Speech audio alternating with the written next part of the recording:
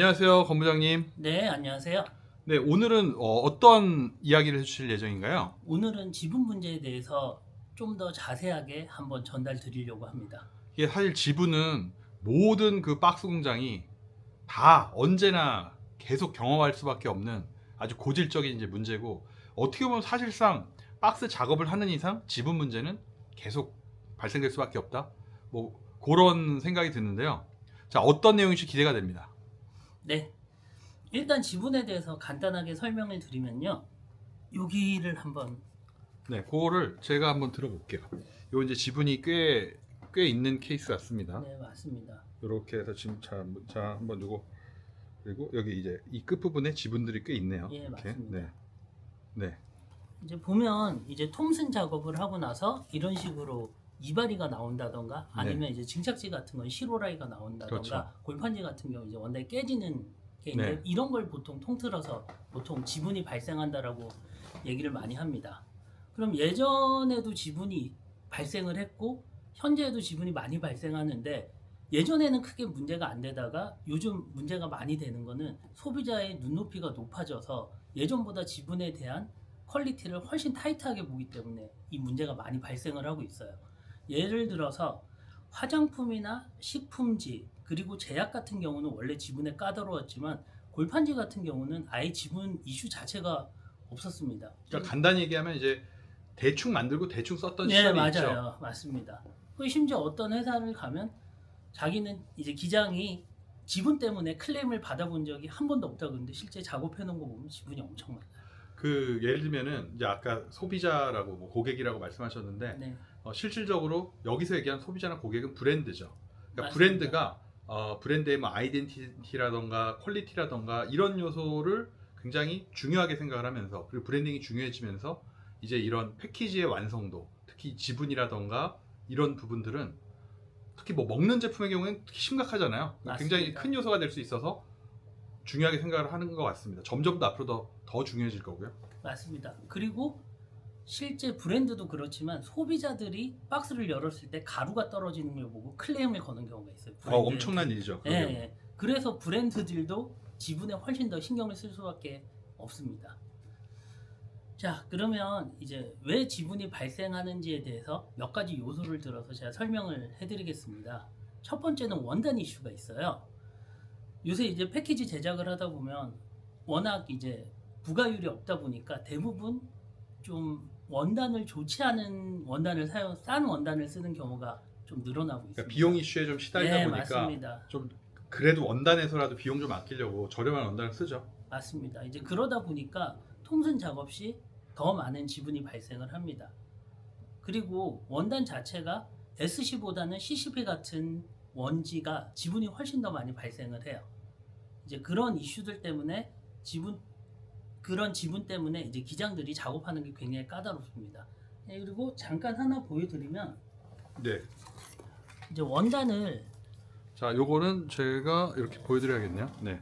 원단을 이제 찢었을 이렇게 때, 찢었을 네. 때 이렇게 층분리가 되면 지분이 더 많이 나요. 그렇죠. 요거 같은 경우는 굉장히 이제 층분리가 많이 되는 편에 한 장의 종인데도 네. 불구하고 여기 같은 요거는 그냥 경우는 층분리가 좀 이제, 적게 네, 그냥 적죠. 바로 찢어지네요. 네. 이렇게 근데 원단 종류가 확실히 차이가 나는 것 같습니다. 네, 사실 요런 좀 저렴한 원지가 요런 현상이 좀 더 많이 일어나다 그렇죠. 보니까 저렴한 원지가 층분리가 좀 많이 네. 되는 편이죠.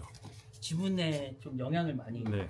주고 있습니다. 이거는 마찬가지 그 원리로, 예를 들면 증착지, 예를 들어서 금지나 은지 붙이거나 뭐 합지하거나, 그러니까 레이어가 많으면 많을수록 이런 이슈가 많이 생긴다고 볼 수 있습니다. 네, 맞습니다.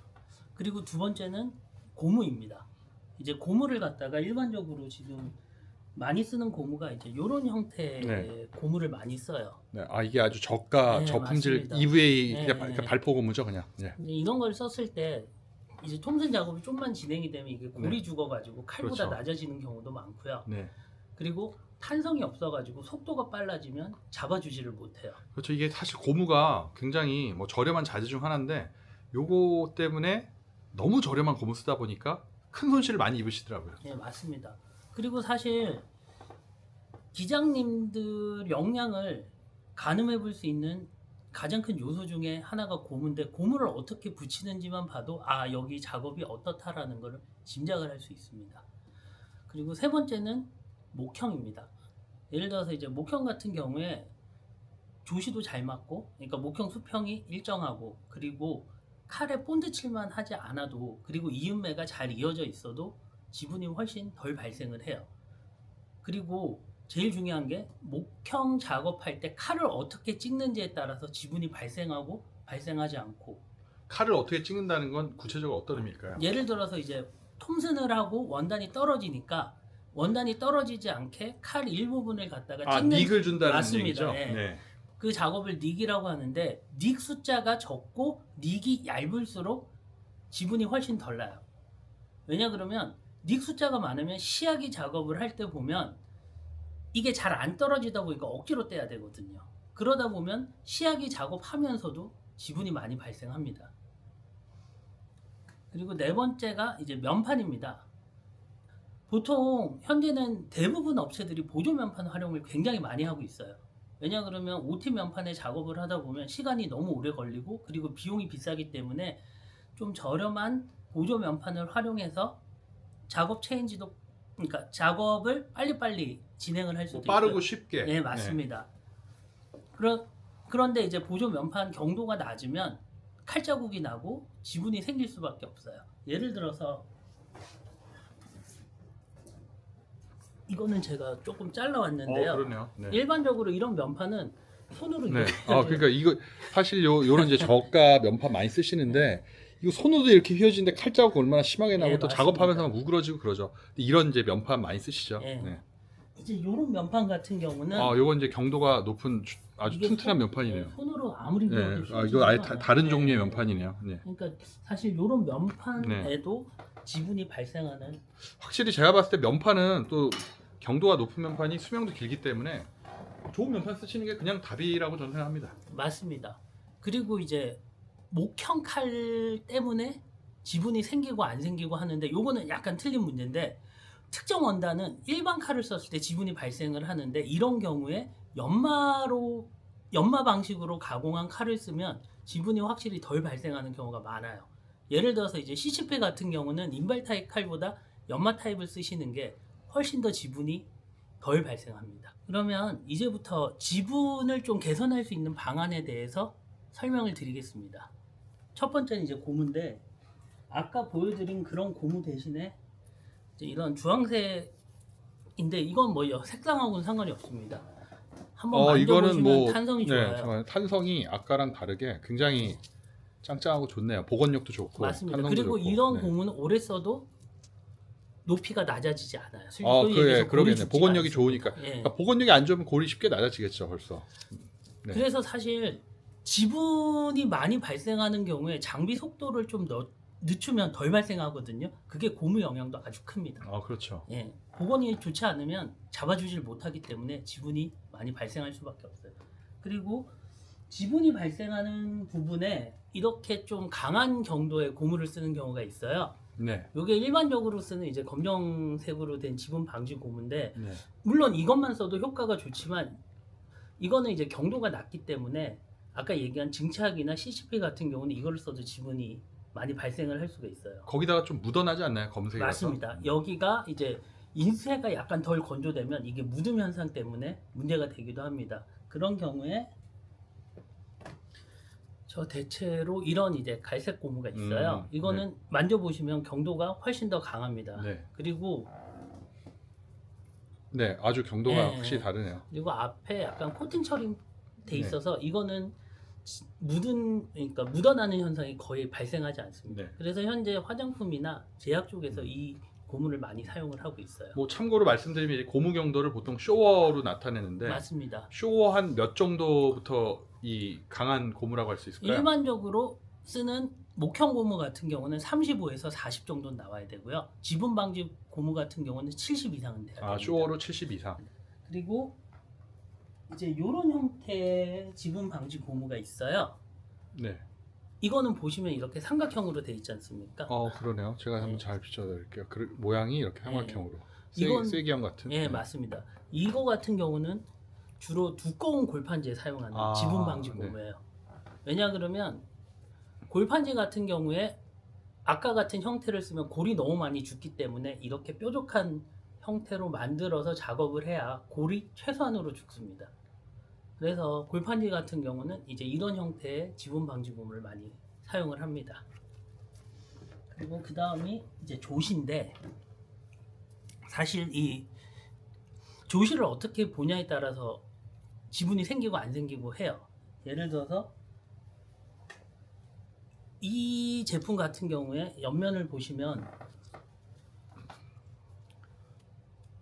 네, 옆면 이렇게. 굉장히 깨끗하게 작업이 잘 됐어요. 네. 근데 이게 양면 라미네이팅 작업이거든요. 그래서 양면 라미네이팅 치고 작업이 잘 예. 되네요. 네. 근데 이거 같은 경우에 조시를 보신 분이 이런 식으로 굉장히 왜냐 그러면 네. 이 조시 테이프 자체가 0.03의 아주 네. 얇은 테이프거든요. 어떻게 또 이걸 또 구하셨네요. 이거. 아. 네. 이거는 이제 요 작업할 때 좀 달라고 했습니다. 네.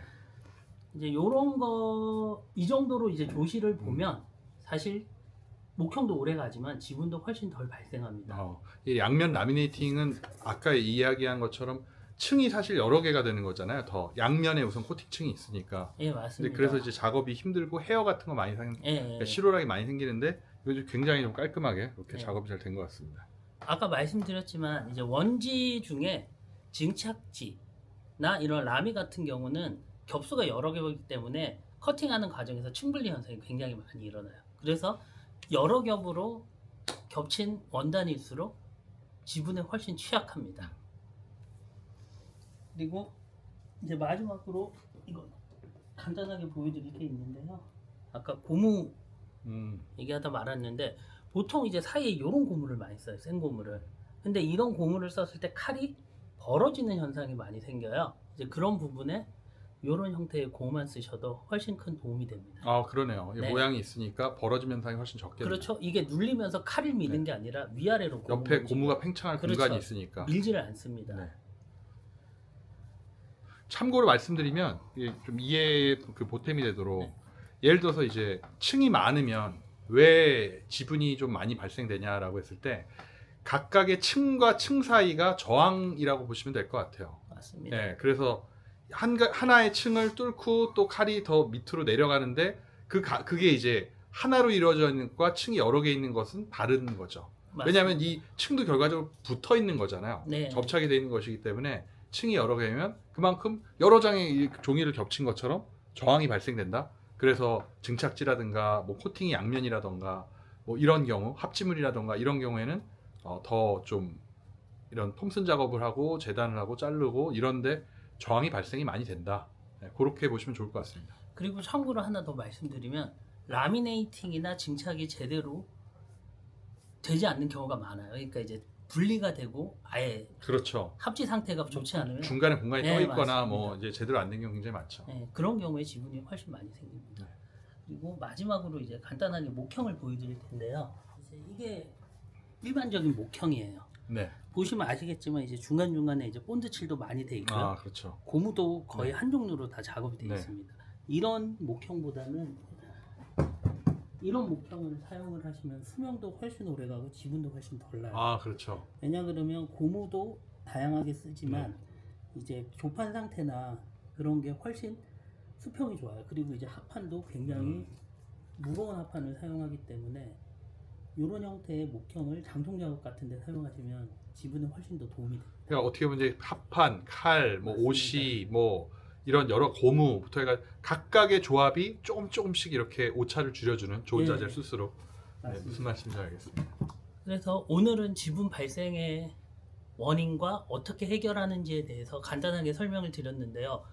예전보다 지분 이슈가 많아지면서 지분 때문에 발생하는 클레임이 굉장히 많이 늘어나고 있어요. 그래서 이 부분을 잘 해결을 해야 생산성이나 그리고 거래처의 어떤 신뢰 관계에 대해서도 좀 지분 이슈는 굉장히 중요한 포인트라고 생각을 합니다. 네, 아주 오늘 좋은 말씀 잘 들었고요. 이게 어떻게 보면 그게 공식이자 표본이 될 수 있을 것 같은데 다음에는 좀 구체적인 사례 가지고도 이야기 나누면 좋을 것 같습니다. 네, 알겠습니다. 네, 감사합니다. 감사합니다.